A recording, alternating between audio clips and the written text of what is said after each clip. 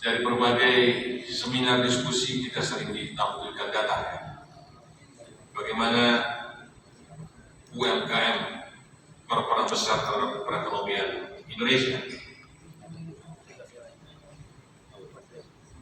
Kontribusi UMKM terhadap PDB yang mencapai 60% lebih.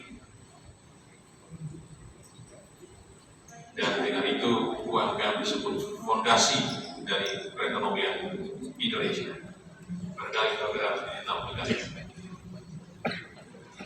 Kemudian kita juga sering mendengar bahwa dari tenaga kerja kita ada di sektor UMKM.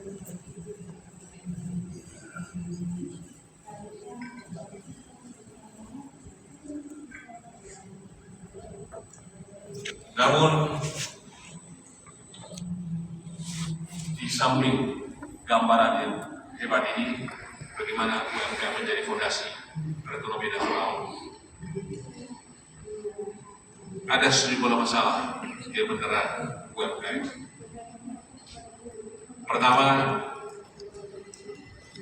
dari 64,2 juta UMKM, pelaku UMKM, hanya 7% yang bergerak di sektor formal. Jadi ada 93% di sektor informal.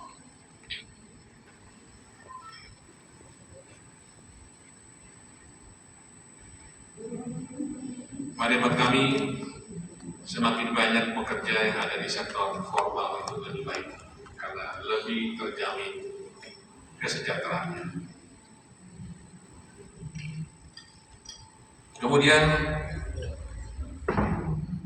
umumnya UMKM itu bergerak di bidang makanan dan minuman. Jadi industri tidak begitu banyak sektor yang ada puluhan bahkan ratusan sektor. Tetapi 37% pelaku UMKM yang 64,2 juta itu bergerak di sektor makanan dan minuman. Peringkat kedua adalah pakaian dan kerajinan, masing-masing 14%. Dan yang lainnya tersebar di sektor lainnya. Yang ketiga, dan itu sesuai dengan tema seminar kita, UMKM yang sudah masuk ekosistem digital baru 42% atau 27 juta. Mudah-mudahan hari ini ketika kita berada di tanggal 25 September 2024 jumlahnya sudah 28-29 juta, sehingga pada akhir tahun ini bisa menembus 30 juta. Bagaimana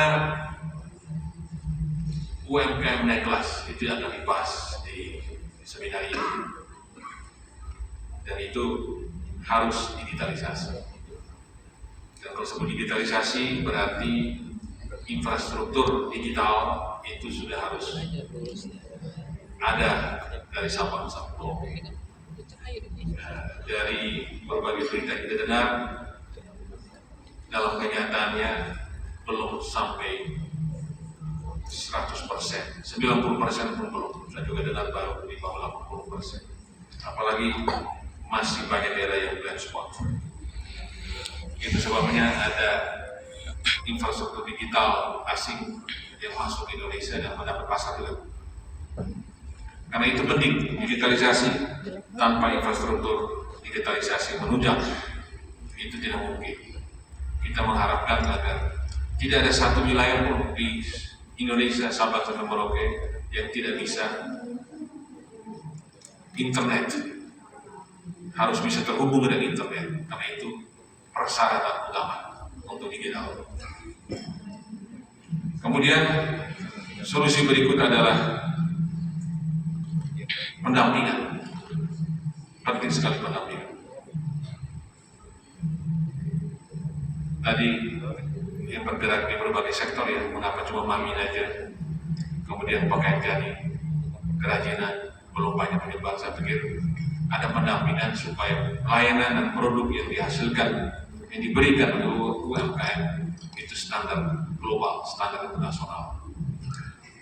Naik kelas tidak berarti dia yang mikro harus menjadi kecil, naik menjadi kecil, kecil menjadi menengah menjadi korporasi, menjadi perusahaan besar. Tidak perlu, tetap aja dia mikro, tetap aja dia kecil, tidak apa-apa. Asal layanan produk dia standarnya internasional, sangat global, dan dia menjadi profitable, meraih keuntungan. Saya mengunjungi perusahaan Jepang, ada perusahaan usaha kecil yang dia hanya bergerak dalam memproduksi satu komponen kecil dari mikroskop. Satu keluarga yang bikin, karyawan cuma 2-3 orang, satu keluarga. Canggih, katanya sudah bertahan 60 tahun.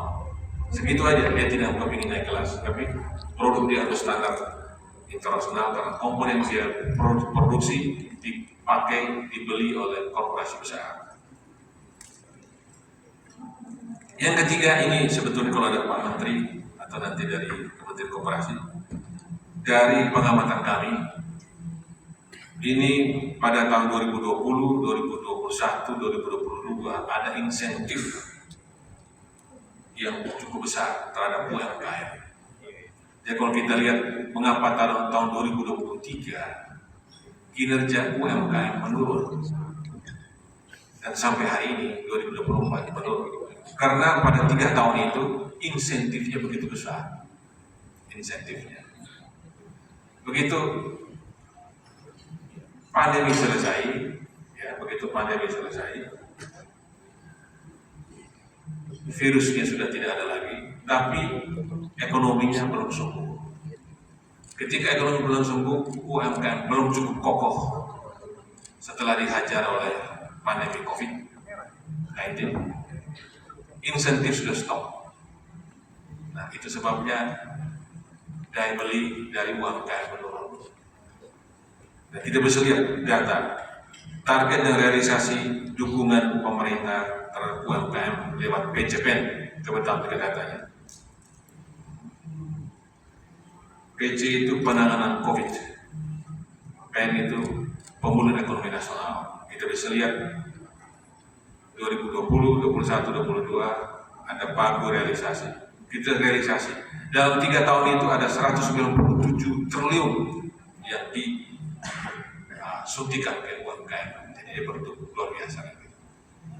Terbesar 2020, 2022 menurun.